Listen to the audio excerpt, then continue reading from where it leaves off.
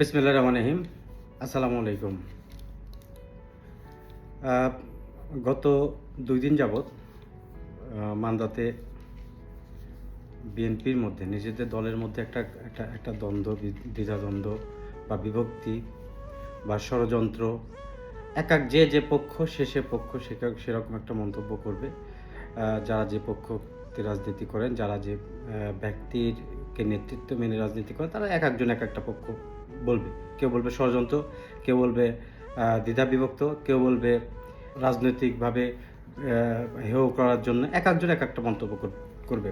তো যেটাই হোক, মান্দাতে একটা বিএনপির মধ্যে একটা বিশৃঙ্খলা পরিস্থিতি চলছে এবং এখনও বিরাজমান। আর তার চাইতে সবচাইতে বড় বিষয় হচ্ছে আজকে এটা একটা ব্যাপকভাবে একটা ছড়িয়ে গেছে, যেটা নিয়ে আমার মূলত কথা। কিন্তু এটার মূল বিষয়টা কী কারণে এই জিনিসটা হয়েছে সেটা আগে বলা ভালো। মূল কারণটা হচ্ছে যে আমাদের মান্দা থানা বিএনপির সাবেক সাধারণ সম্পাদক, সাবেক উপজেলা চেয়ারম্যান ডাক্তার একরামুল বারী টিপু সাহেব, তিনি একটা টেলিভিশন চ্যানেলে ইন্টারভিউ দিয়েছেন। সেখানে যে প্রেজেন্টার আছে বা সঞ্চালক আছে, তিনি তাকে একটা প্রশ্ন করেছেন যে আপনার নামে মামলা আছে কিনা, বা আপনার নামে কতটুকু মামলা আছে বা কয়টা মামলা আছে। যাই হোক, এটা নিয়ে একটা প্রশ্ন করেছেন। তিনি এই বিষয় নিয়ে তার একটা নিজের কথা বলেছেন যে তার নামে 6টা বা 7টা মামলা ছিল, তার মধ্যে একটা হত্যা মামলা ছিল।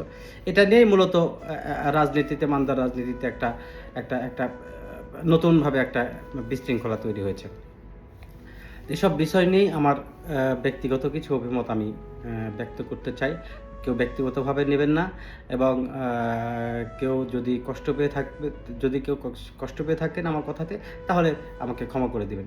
বাট আমার কাছে মনে হয়েছে, যেহেতু আমি মান্দায় রাজনীতি করি, যেহেতু একটা মনোনয়ন প্রত্যাশী, সুতরাং আমার ব্যক্তিগত অভিমতটা দেওয়াটা আমি ব্যক্তিগতভাবে কর্তব্য বা দায়িত্ব, যেটাই বলেন না কেন, আমি মনে করছি। এখন মূলত যে বিষয়টা হয়েছে, যে একটা ব্যক্তি, তার আগে আমি বলি যে আজকে যে থানা বিএনপির অধীনে যে বিষয়টা হয়েছে, আমি জানি না এটা আসলে প্রেস ব্রিফিং নাকি মানববন্ধন নাকি প্রতিবাদ সমাবেশ নাকি বিক্ষোভ মিছিল, একটা হযবরল অবস্থা। এটা এক্স্যাক্টলি আসলে কি হলো এটা আমি বুঝলাম না। কোনো সময় দেখলাম যে বক্তব্য দিচ্ছে, কেউ ভাষণ দিচ্ছে, কোনো সময় দেখছি যে কেউ বসে থেকে একটা লিখিত কাগজ ড্রাফটটা পড়ছে, আবার কোনো সময় দেখি যে কেউ রাজনৈতিকভাবে বক্তব্য দিচ্ছে, যে যাই হোক একটা হযবরল অবস্থা। কিন্তু যেটাই হোক, যেভাবে হোক না কেন, এক বিশৃঙ্খলা সৃষ্টি হয়েছে। এখন মূলত যে বিষয়টা হচ্ছে, এই বিশৃঙ্খলাটা আসলে কি উদ্দেশ্যটা কি জন্য? উদ্দেশ্য কি আসলে টকশোতে একটা কথাকে বিতর্ক করে, বা আসলে একটা মিথ্যা তথ্য হোক বা সত্য তথ্য হোক, আমি তো জানি না যে আসলে সত্য কোনটা মিথ্যা কোনটা, যার মতো করে বলবে। বাট যেটাই হোক না কেন, একটা কথাকে কেন্দ্র করে এরকম বিতর্ক বা এরকম বিশৃঙ্খলা বা এরকম প্রতিবাদ সমাবেশ বা বিক্ষোভ সমাবেশ আমি মনে হয় নিজে দেখিনি। আমি সবসময় দেখেছি, যদি বিএনপির বিরুদ্ধে কথা বলতো, আওয়ামী লীগ, বিএনপিরা বিক্ষোভ সমাবেশ করতো। আওয়ামী লীগের বিরুদ্ধে যদি কথা বলতো বিএনপির বিরুদ্ধে কথা কি, নিজের ঘরের মধ্যে নিজের একই পরিবারের একটা সদস্য, সেটা ভুল হোক বা রং হোক আর রাইট হোক, একটা ইনফরমেশন দিয়েছে, সেটা নিয়ে এত বড় একেবারে ঢাকঢোল পিটিয়ে বিশৃঙ্খলা সৃষ্টি করা, এটা শুধু টকশো না, এটার সঙ্গে রাজনীতি জড়িত, রাজনৈতিক উদ্দেশ্য জড়িত। মূলত বিষয়টা কিন্তু টকশো, এটা একটা সিম্পল বিষয়টা অন্যভাবে ঘরোয়াভাবে একটা করতে পারতো, বা যেভাবে হোক যেটা পারতো, কিন্তু এটা একটা রাজনৈতিক উদ্দেশ্য। রাজনৈতিক উদ্দেশ্যটা কি? টকশোর আড়ালে, একটা কথার আড়ালে আসলে বিষয়টা হচ্ছে তাকে একটা ব্যক্তিকে বিতর্কিত করা, একটা ব্যক্তিকে কিভাবে রাজনৈতিকভাবে প্রতিপন্ন করা যায়, এটাই তো মূল উদ্দেশ্য। মূল কারণটা হচ্ছে যে টকশো বিতর্ক, মূল কারণটা হচ্ছে দেশনায়ক তারেক রহমান, আপনারা জানেন যে বিভিন্ন জায়গাতে বিভিন্ন ক্যান্ডিডেটদের ফোন করছে, যেখানে মান্দাতে কাউকে ফোন করেছে, কেউ বলছে আমাকে ফোন করেছে, বা যেটাই হোক, বিষয়টা হচ্ছে তারেক রহমান কেন ফোন করলো, একজন এমপি ক্যান্ডিডেট অন্য জনকে ফোন না করে কেন তাকে করলো বা অমুককে করলো, এটাই তো মূল বিষয়। মূল বিষয়টা হচ্ছে রাজনীতিতে যে তারেক রহমান কেন ফোন করলো, এবং তিনি একজন মনোনয়ন প্রার্থী, সেটা আমি হোক বা অমুক হোক, ডাক্তার সাহেব হোক। হ্যাঁ, বিষয়টা কিন্তু এখানে বিষয়টা, যদি কেউ মনে করে যে একটা মিথ্যা তথ্য দিয়েছে বা সত্য তথ্য দিয়েছে, কি হয়েছে এটাকে তথ্য করে ভিত্তি করে যে এই জিনিসটা, এটা যদি কেউ চিন্তা করে থাকেন, তারা একটা বোকার স্বর্গে বাস করছেন। বিষয়টা এটা না, বিষয়টা হচ্ছে কেন তারেক রহমান ফোন করলো, আর এটা নিয়ে একটা ফোলাভাবে প্রকাশ হয়েছে, একটা মান্দাতে একটা ভাইরাল হয়েছে। তো কীভাবে একটা একটা ছোটোখাটো একটা বিষয় নিয়ে কীভাবে তাকে বিতর্কিত করা যায় এবং কিভাবে তাকে কোণঠাসা করা যায়, এই তো রাজনীতির, এই একটা নোংরা রাজনীতিতে। তো এটা একদিনে নয়, আমি আমার এই রাজনীতিতে আসার এই জীবন দশায় দেখছি যে এটা আমাদের একটা মান্দাতে একটা নোংরা রাজনীতির খেলা। এর আগে দেখলাম যে একটা কিছু পোস্টার দেখলাম, যেটা হচ্ছে পিরাকুই বাজারে 127 জন যে ব্যক্তিকে হত্যা করা হয়েছে, মুক্তিযুদ্ধের সময় যে সাধারণ জনগণ বা মুক্তিযোদ্ধাদের যে হত্যা করা হয়েছে, সেটা হিসাবে প্রতি বছরই সর্বদলীয় প্রোগ্রাম হয়, সর্বদলীয়, যেখানে একক দল না, সকল, এই প্রথম, আমার মনে হয় এই প্রথম দেখলাম যে একদলীয় প্রোগ্রাম হয়েছে, বাট সর্বদলীয় প্রোগ্রাম। সেখানে ওই আওয়ামী লীগের লোকজন যায়, প্রশাসনের লোকজন যায়, বিএনপির লোকজন যায়, সেখানে যায়। তো সেখানে ডাক্তার সাহেব গিয়েছে বা মকেব আফজান গিয়েছে, বা আমিও গতবার না, আমি আগের বার মানে আমিও ওইখানে বক্তব্য দিয়েছি যতটুকু আমার মনে আছে। তো যাই হোক, আওয়ামী লীগও গিয়েছে, বিএনপিও গিয়েছে। তো সেখানে গিয়ে আওয়ামী লীগের একটা নেতার সঙ্গে ছবি আছে, এই ছবি দিয়ে শো আপ করা, এটা অত্যন্ত নোংরা মন মানসিকতা কাজ। এর আগে কিছুদিন আগে দেখলাম যে মকেব আফজানকে নিয়ে কিছু ছবি বিতর্ক। কি বিতর্ক? মকেব আফজান সাবেক এমপি আওয়ামী লীগের, তার কাছে গিয়েছে, তিনি অসুস্থ, তাকে দেখতে গিয়েছেন, সেটা নিয়ে ছবি উঠিয়েছেন, এটা নিয়ে বিতর্ক। আরে ভাই, আমার কথাটা হচ্ছে রাজনীতির ঊর্ধ্বে তো আমরা মানুষ, আমাদের তো ব্যক্তিগত একটা কথা আছে যে পাপকে ঘৃণা করো কিন্তু পাপীকে নয়। হ্যাঁ, যদি ইমাজউদ্দিন প্রামাণিক তার রাজনীতির জীবনে, ইমাজউদ্দিন প্রামাণিক রাজনৈতিক জীবনে বা তার ইয়াতে যদি অপরাধ করে থাকে, সেটার বিচার করবে জনগণ, সেটার বিচার করবে প্রশাসন, দেশে আইন আছে। কিন্তু একটা ব্যক্তি অসুস্থ, তার কাছে দেখতে গিয়েছে একটা হিউম্যান বিং হিসাবে, একজন মানুষ হিসাবে, সেখানে গিয়ে একটা ছবি উঠিয়েছে, ওই ছবি নিয়ে বিতর্কিত করা, এটা অত্যন্ত জঘন্যতম কাজ। বিএনপিতে বহু নেতা আছে, আমি নাম ধরে বলতে পারি, বিএনপির স্থায়ী কমিটির সদস্য, আমাদের নর্থ বেঙ্গলের বর্ষিয়ান নেতা ইকবাল হাসান মাহমুদ চৌধুরী টুকু, ওনার মেয়ের বিয়ে দিয়েছেন সম্ভবত শেখ সেলিম, আওয়ামী লীগের শেখ পরিবার, আওয়ামী লীগের শেখ সেলিমের হচ্ছে ছেলের সঙ্গে। তাদের মধ্যে কি আত্মীয়তা নেই? তাদের মধ্যে কি তারা কি রাজনৈতিকভাবে কি একজন আরেকজনের প্রতিপক্ষ নয়? কিন্তু তার বাইরে তো তাদের মধ্যে আত্মীয়তা আছে। সুতরাং ওই আপনার এটা থাকতেই পারে, রাজনীতিতে এটা থাকতেই পারে। এটা সৌহার্দ্যপূর্ণ মানুষ হিসাবে, একটা মানুষের রাজনীতির ঊর্ধ্বে মানুষ হিসাবে একটা মানুষের বিপদে আপদে পাশে দাঁড়ানো হচ্ছে আর একটা মানুষের কাজ। ঠিক একই রকমভাবে মকেব আফজান হচ্ছে, মকেব সাহেব ইমাজ প্রামাণিকের সঙ্গে দেখা করতে হচ্ছে, এটা নিয়ে নোংরা রাজনীতি। আবার দেখলাম যে ওই যে পীড়া করে একটা ছবি নিয়ে এটা ডাক্তার সাহেবের নিয়ে একটা নোংরা রাজনীতি। কেন? এই জিনিসটা তো একটা সুস্থ মস্তিষ্কের মানুষের কাজ নয়। আজকে যারা পীর আউলিয়ারা যেভাবে বক্তব্য দেন, তারা কি মিথ্যাচার করেন না রাজনীতিতে? তিনারা কি ধোয়া তুলসী পাতা নাকি রাজনীতিতে? তারা তো না, কিন্তু তারাও তো এই জিনিসটা করেছে। কিন্তু একটা সিম্পল বিষয়টাকে নিয়ে এত বড় ফলাও করে প্রকাশ করা, এত বড় ইয়া করা, এই যে রাজনৈতিক হীনমন্যতা এবং রাজনীতির যে সহিংসতা এবং একে অন্যের প্রতি যে রেসপেক্ট বোধ, এই রেসপেক্ট বোধটা আমাদের কাছে কমে গেছে। আল্লাহ মকরুসুমান মকে বলেন, ডাক্তার একলাল টিপু, এদের কিন্তু একটা বর্ণাঢ্য রাজনৈতিক ক্যারিয়ার আছে। তারা মান্দাতে তো তারা এমনিতে আসেনি, তাদের একটা রাজনৈতিক বর্ণাঢ্য, দীর্ঘদিন তারা বিএনপি রাজনীতির সঙ্গে জড়িত আছে। মানুষের যদি কোনো ভুল হয়, সেটা একটা নিজের ঘরের মধ্যে নিজের ভাইয়ের যদি কোনো ভুল হয়, সেটা নিয়ে ওই এলাকাবাসীকে না জানিয়ে আগে ভাইকে যদি বলা যায় যে এই জিনিসটা রং হয়েছে, সেখান থেকে সংশোধন করা। কিন্তু তা না করে, এটা তো বিএনপি যদি এটা তার মিথ্যাচার হয়, বিএনপি তাকে ব্যক্তিগতভাবে ডেকে, মান্দা থানা বিএনপিতে একটা কমিটি আছে, তো কমিটির তারা যে ব্যক্তিগতভাবে দেখে যদি ভাই এরকম মিথ্যা তথ্য, এটা ব্যাখ্যা দেন। এটা একটা ঘরোয়াভাবে নিজেদের মধ্যে করে একটা প্রবলেমটা সলভ করা যায়। কিন্তু তা না করে একটা হীন নোংরা রাজনীতির খেলা, এটা অবশ্যই ভবিষ্যতের রাজনীতির জন্য এটা অবশ্যই ফল বয়ে আনবে বলে আমি ব্যক্তিগতভাবে মনে করি না।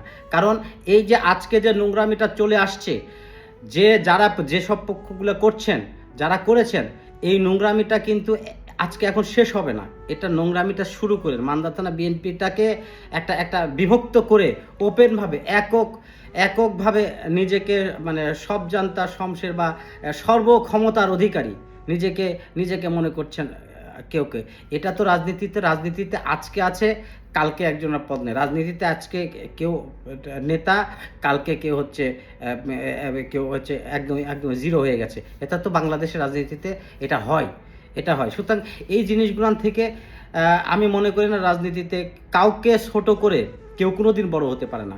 এবং আর একটা কথা আছে, অন্যের জন্য গর্ত খুঁড়লে একসময় নিজেকেও ওই গর্তে পড়তে হয়। যদি যেভাবে অন্যের জন্য আমরা গর্ত খুঁড়ছি, টুডে অর টুমরো একদিন না একদিন ওই গর্তে নিজেকে পড়তে হবে। এটা must be tit for tat. যেমন আপনি ইট মারলে আজ হোক কাল হোক পরশু হোক এটা পাটকেল খেতে হবে। তখন যে এই জিনিসগুলো যে বিষয়গুলো যে শুরু করে দিলাম যারা আমরা নিজেদেরকে ক্ষমতাধর মনে করে, নিজেদেরকে করে যে আমরা এই জিনিসটা যে একটা বাজে একটা ট্রেডিশন চালু করলাম, বাজে একটা রাজনৈতিক উদাহরণ তৈরি করলাম। এটার জন্য ভবিষ্যতে কি আজকে একজনকে বিতর্কিত করছেন, কালকে কিন্তু আপনি ওটা নিয়ে বিতর্কিত হবেন। আজকে একজনকে ছোট করছেন, কালকে আপনাকে আরেকজন ছোট করবে। সৃষ্টিকর্তা যদি কাউকে সম্মান দেয়, পৃথিবীর কোনো মানুষ তাকে ছোট করতে পারে না। সৃষ্টিকর্তা যদি কাউকে ছোট করে, অসম্মানিত করে, পৃথিবীর কোনো মানুষ সম্মানিত করতে পারে না। সুতরাং আমরা মানুষ হিসাবে আমাদের উচিত হচ্ছে আমার দলের ভাই, আমার দলীয় ভাই, আমার দলীয় লোক নির্বাচন আজকে আমরা যেটা করছি সেটার জন্য জামাত হচ্ছে বগল বাজাই। আমরা তো এমপি হোক, মন্ত্রী হোক, উপজেলার চেয়ার যেটাই হয় না কেন, হ্যাঁ, আমরা যেটা করছি নিজেদের ঘরের মধ্যে আমরা যেভাবে আগুন জ্বালিয়েছি, এতে জামাত হচ্ছে বগল বাজাচ্ছে, হাসতিছে যে আরও লাগো। আমাদের রাজনীতিক মোকাবেলা করা দরকার হচ্ছে জামাতের সঙ্গে, আমাদের প্রতিপক্ষের সঙ্গে। আমরা তা না করে নিজেদের ঘরে নিজেদের মধ্যে আগুন লাগিয়ে দিচ্ছি। মানে এত সোজা সব কিছু জনগণ কি বোঝে না? আর আজকে যাদেরকে বিতর্কিত করার জন্য আপনারা যে আজকে এই যে সার্কাসটা হলো, এই সার্কাস সবাই কি মানে পাগল নাকি উন্মাদ? হ্যাঁ, আপনারা যেটা উদ্দেশ্যটা তো হাইলাইটস করে মিডিয়া ট্রায়াল মাধ্যমে একটা দলের ঊর্ধ্বতন কর্তৃপক্ষ জানানো বা ঊর্ধ্বতন ভারপ্রাপ্ত চেয়ারম্যান হোক, যা দলের যে কেন্দ্রীয় কমিটিগুলো আছে তাদের কাছে জানিয়ে বিতর্কিত করা, তাই না? তারা কি মানে সবাই কি গাধা নাকি পাগল? তারা কি বোঝে না যেটা কি উদ্দেশ্যে করা হলো, কেন এই সিম্পল বিষয় নিয়ে করা হলো? আরে ভাই, আওয়ামী লীগের আপনারা যারা করছেন, উনি একটা মন্তব্য করছে, এটাই সমস্যা। হ্যাঁ, আওয়ামী লীগের একটা নেতার সঙ্গে অমুকের ছবি আছে, এটাই সমস্যা। কিন্তু আপনারা তো আওয়ামী লীগের নিয়ে কমিটি করছেন, আপনারা তো আওয়ামী লীগের সঙ্গে নিয়ে এখন রাজনীতি করছেন, তখন ওটা কি গেল? হ্যাঁ, তখন এটা কি লজ্জা লাগছে না? নিজেদেরকে পিরাউলিয়া যে ভাবছেন আপনারা, যে আওয়ামী লীগকে নিয়ে ওই বহু আওয়ামী লীগকে নিয়ে, আওয়ামী লীগের বিভিন্ন সুযোগ সুবিধা আওয়ামী লীগের থেকে নিয়ে তাদেরকে যে ডানে বামে চারপাশে চেয়ারের পাশে অমুকের পাশে সব যে হাইব্রিড দালালদের নিয়ে আওয়ামী লীগ থেকে আসা নিয়ে তাদেরকে নিয়ে যে এই যে নাটকটা করছেন, শোডাউনটা করছেন, এতে কি আপনাদের বিবেকে পাচ্ছে না যে আমরা কেন এটা করছি? আমাদের এটা করা ঠিক হচ্ছে না। আমরা নিজের মধ্যে ময়লা রেখে নিজের শার্টে ময়লা রেখে অন্যজনের শার্ট আমরা দেখতে যাই। আগে নিজের শার্ট পরিষ্কার করেন আপনারা, সবাই নিজের শার্ট পরিষ্কার করেন, তারপরে যদি কেউ কিছু করে থাকে তখন কথা বলেন। আওয়ামী লীগের পাশে বসিয়ে রেখে আওয়ামী লীগের পদবি দিয়ে বিগত সময়ে থানা কমিটি, ইউনিয়ন কমিটি যতজন হচ্ছে শত আওয়ামী লীগের কমিটিতে নিয়ে আসা হয়েছে, অর্থের বিনিময়ে নিয়ে আসছে, সুযোগ সুবিধা বিনিময়ে নেওয়া হয়েছে। এই জিনিসটা আপনাদের খারাপ লাগছে না যে আমরা এই কাজটা করেছি? অথচ একটা মানুষ কোথায় কি মিডিয়াতে কি বলেছে, একটা তথ্য ভুল হোক সঠিক হোক, এটা আমি বলছি না যে এটা আমি জাস্টিফাই করছি না, আমি জানি না যে আসলে কার সত্য বলেছে না মিথ্যা বলেছে, এটা তার বিষয়, তিনি জবাব দেবেন। কিন্তু আমার ব্যক্তিগত সিম্পল বিষয়টাকে কেন্দ্র করে এই যে মনে করেন যে ঢাকঢোল পিটে সবাইকে কি সাগু খায়, সবাই কি ললিপপ খায়, সবাই কি বুঝে না? মানে বাংলাদেশের যারা রাজনীতিক তারা বুঝে না? আমাদের দেশনেত্রী বেগম খালেদা জিয়া, দেশনায়ক তারেক রহমানকে নিয়ে 17 বছর আওয়ামী লীগ যা কিছু করেছে, বাংলাদেশের 18 কোটি মানুষ কি বিশ্বাস করেছে? তা তো করেনি। বাংলাদেশে 18 মানুষ বিশ্বাস করে যে আমাদের দেশনেত্রী বেগম খালেদা 2 কোটি টাকার এতিমের টাকা মেরেছে, তার জন্য তো দেশনেত্রী বেগম খালেদা জিয়াতে 3 বছর, 3.5 বছর 4 বছরের সাজা খেটেছে। আমাদের নেতা দেশনায়ক তারেক রহমান মিথ্যা মামলায় এই যে 21শে আগস্ট দিয়ে তাকে জেগে আছে, বাংলাদেশের মানুষ কি বিশ্বাস করে? তা তো করে না। হ্যাঁ, তো সুতরাং ষড়যন্ত্র করে জনগণের কাছ থেকে কাউকে দূরে রাখা যায় না। জনগণ যদি ভালো, আমরা জনগণকে বোকা মনে করি, কিন্তু জনগণ এত বোকা নয়। আমরা জনগণকে যেভাবে বোকা মনে করি, জনগণ কিন্তু বাংলাদেশের জনগণ এত এখন বাংলাদেশের জনগণ, আমি যখন হাই স্কুলে পড়তাম, আমি যখন ক্লাস 10-এ পড়তাম, তখন আমার স্কুলে হচ্ছে এই যে কম্পিউটার দেখেছি। কম্পিউটার প্রথম হচ্ছে ওই যে অফ করা অন করা, আমাদের তখন কম্পিউটার টিচার ছিল আমাদের কারিগরি, আমাদেরকে হাই স্কুলের আনিস স্যার, এখন হেড টিচার আছেন, উনি ওই যে 3 মাস শুধু কম্পিউটার অফ আর অনই শিখিয়েছিলেন আমাদেরকে। হ্যাঁ, বিষয়টা এখানে। আর এখন আমার বাচ্চা যারা বা আমাদের বাচ্চা যারা জন্মগ্রহণ করার পরে তারা এখন কম্পিউটার না, এখন হচ্ছে আইফোন, আইপ্যাড নিয়ে জন্মগ্রহণ করছে। আপনার আমার চাইতে অনেক ফাস্ট তারা। তো বর্তমান জেনারেশন, বর্তমান মানুষকে যদি আমরা বোকা মনে করি, তাহলে আমরা নিজেরাই বোকা। মানুষ সবচাইতে বড় জাজমেন্ট করতে পারে। তো মানুষ কি ওটা বোঝে না যে এটা কিভাবে, কেন এটা হচ্ছে, কি ষড়যন্ত্রটা হচ্ছে, কেন এই নাটকটা হচ্ছে? এই জিনিসগুলো করে আর যাই কারো জনপ্রিয়তা নষ্ট করা যায় না, কাউকে বিতর্কিত করা যায়। যদি তাই যেত, তাহলে এই যে আমাদের দেশনেত্রী বেগম খালেদা জিয়াকে আজকে সারা বাংলাদেশের মানুষ, সারা পৃথিবী তাকে গণতন্ত্রের মা বলতো না, তারা মাদার অফ ডেমোক্রেসি বলতো না, তাকে সারা 18 কোটি মানুষের অভিভাবক বলতো না। শেখ হাসিনাকে তো বলে না, শেখ হাসিনা থেকে বলে না, কারণ শেখ হাসিনা অন্যায় করেছে, ষড়যন্ত্র করেছে, মিথ্যাভাবে বিভিন্নভাবে, সত্য তো নাই, উনি সত্য মিথ্যাভাবে তাকে এক একজনকে হেয় প্রতিপন্ন করেছে, যার খেসারত শেখ হাসিনাকে আজকে দিতে হচ্ছে। আর দেশনেত্রী যার উপরে এই জিনিসটা করা হয়েছিল, তিনি আজকে সারা বাংলাদেশটাকে আলোকিত করে রেখেছে, সারা পৃথিবীর মানুষটাকে সম্মান করে।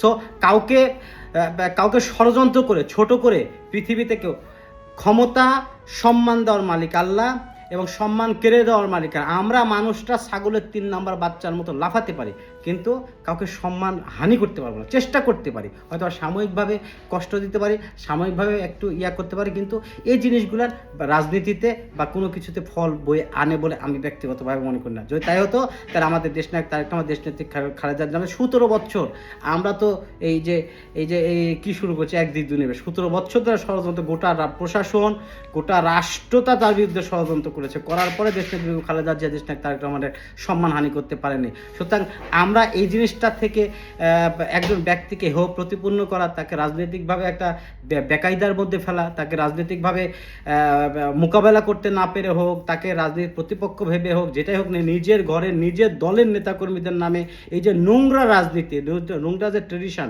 এই ট্রেডিশন থেকে বের না হতে পারলে ওই আমাদের সারা জীবন, এই নির্বাচন পর্যন্ত আমাদের দ্বন্দ্বই করতে হবে, মধ্যে জামাত ইসলাম হচ্ছে আসন নিয়ে চলে যাবে। তখন ওই যে আমাদের যারা করছেন তাদেরকেও কান্না করতে হবে, যারা হচ্ছে তারাও এই যে সারা জীবন পস্তাতে হবে।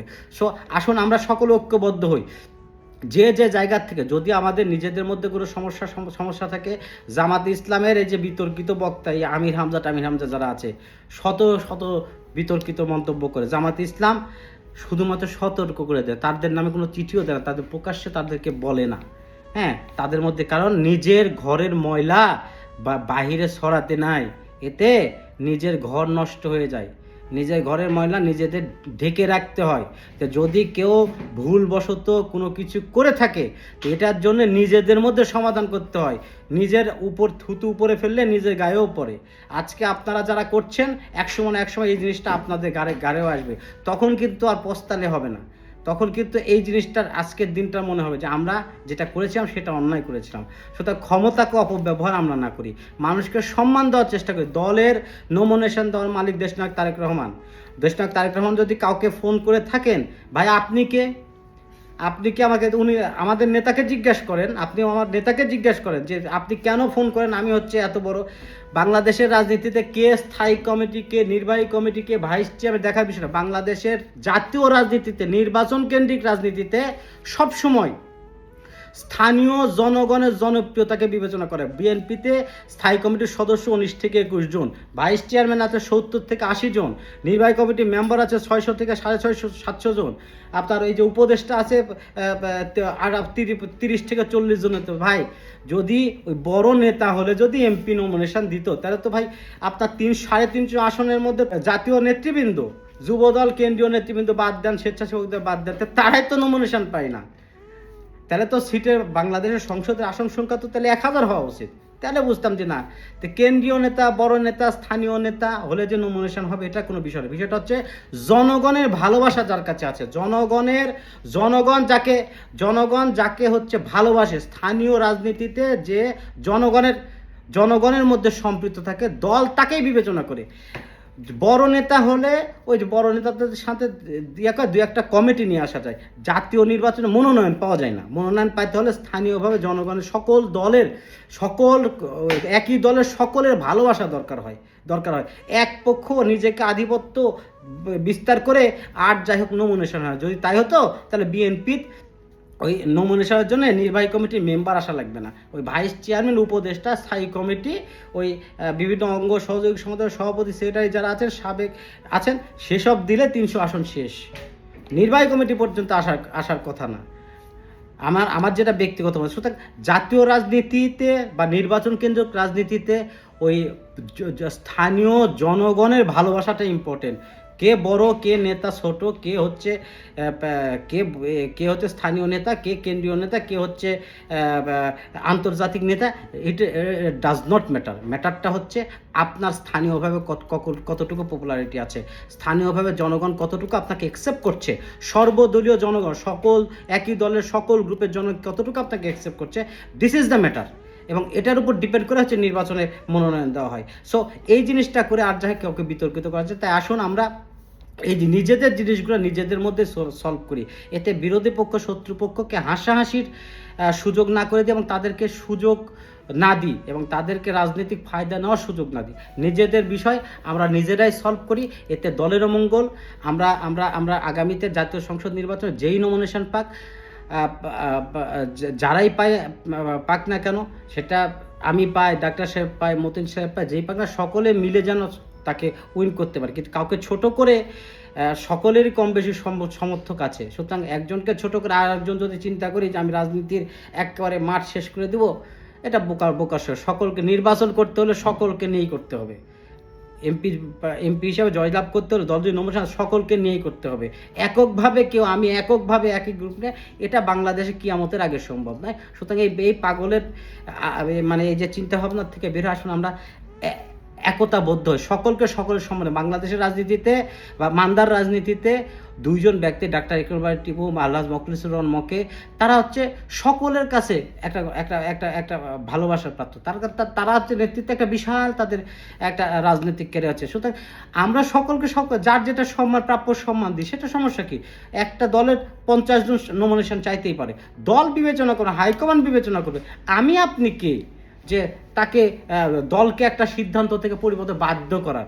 বাপরে, এটা তো খুব তেরো চিন্তা হতো। এটা তো দরকার নেই। দলের দেশটা তার প্রত্যেকটা ওয়ার্ডে পর্যন্ত তাদের ইনফর্মার আছে। উনি খুব ভালো করে জানেন কাকে দলের নমিনেশন দিতে হবে, কে ভালো, কার স্থানীয়ভাবে জনপ্রিয়তা আছে, এটার উপর বিবেচনা করে উনি নমিনেশন দেবেন। স্থায়ী কমিটি আছে, মনোনয়ন বোর্ড আছে, তারা দেবেন। সুতরাং আমরা তাদের উপর ছেড়ে দিই। নিজেদের মধ্যে এই যে কাদা ছুড়ি না করে নিজেরা ঐক্যবদ্ধ হয় এবং নিজেদের মধ্যে সংগঠনটাকে ঐক্যবদ্ধ করি, যাতে আমরা আগামী নির্বাচনে যেই ব্যক্তি নমিনেশন পাক, আমরা যেন ধানের শীষ কেউ জয়যুক্ত করে দেশনায়ক তারেক রহমান, দেশনেত্রী বেগম খালেদা জিয়া, নওগাঁ 4 মান্দা আসনটাকে আমরা দেশনায়ক তারেক রহমানের কাছে উপহার দিতে পারি। এটাই আমার ব্যক্তিগত মতামত। সকলে ভালো থাকবেন। আমার কথায় ভুল ত্রুটি হলে সকলে আমাকে ক্ষমা করে দেবেন। আসসালামু আলাইকুম।